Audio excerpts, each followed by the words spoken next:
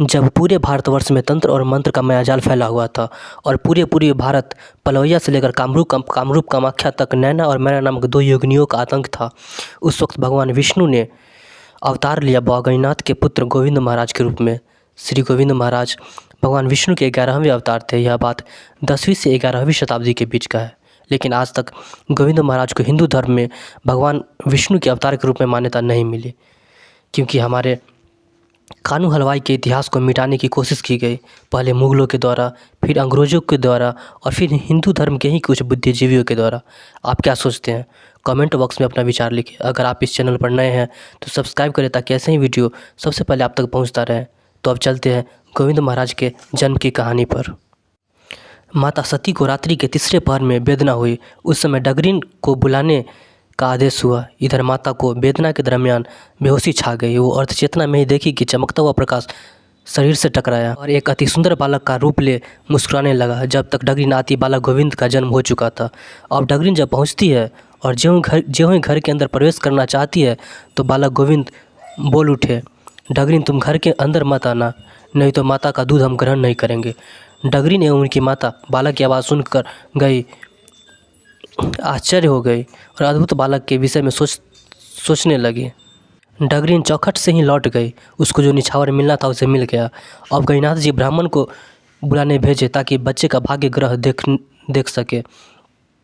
अब सभी देव आपस में विचार कर ब्रह्मा जी को ब्राह्मण का रूप बना मृत्यु भुवन पर भेजा, क्योंकि किसी बहाने गोविंद भगवान को कामरूप देश भेजने का प्रबंध करना था, जहाँ नैना मैना योगिनी के अत्याचार से सारे धरतियों को वासियों को मुक्त कराना था। अब ब्राह्मण रूपी ब्रह्मा जी श्री गणिनाथ जी के दरवाजे पर पहुंचे। उनके आसन पर बैठाया गया।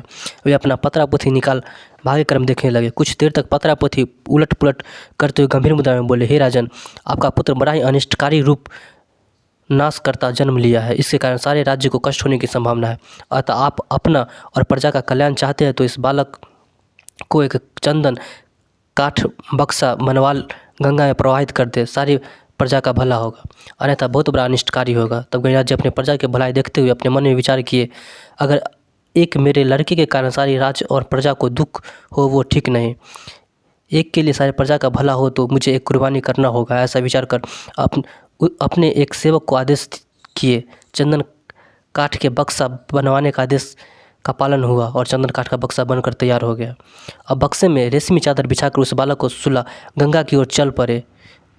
आगे आगे गणिनाथ जी एवं उनके पीछे माता सती अपने प्रिय पुत्र का अंतिम दर्शन को साथ हो गए। जब गंगा नदी में बक्सा को भसाया गया तो वहाँ उस बक्से से 4 भुजाधारी श्री भगवान विष्णु भगवान की छवि प्रकट हो गई एवं बाबा गणिनाथ एवं माता सती को दर्शन दिए। उसी वक्त वहाँ आकाशवाणी हुई, गणिनाथ जी, जिस काम के लिए आपको पृथ्वी पर भेजा गया उसका श्री गणेश आपके पुत्र रूपी विष्णुवंशी श्री गोविंद जी से शुरू होने जा रहा है।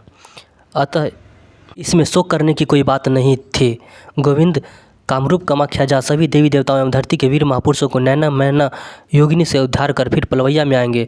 तब गणिनाथ एवं माता सती अपने पुत्र रूपी श्री विष्णु भगवान गोविंद महाराज भगवान को प्रणाम किया और वो बक्सा नदी की धारा में आगे की ओर चल पड़ा। इधर गणिनाथ एवं माँ सती अपलक आंखों से ओझल होने तक उस रूप को देखते रहे। अब अगले एपिसोड में सुने कहानी बाबा गोविंद महाराज और उनके शिष्य फेकू दयाराम के।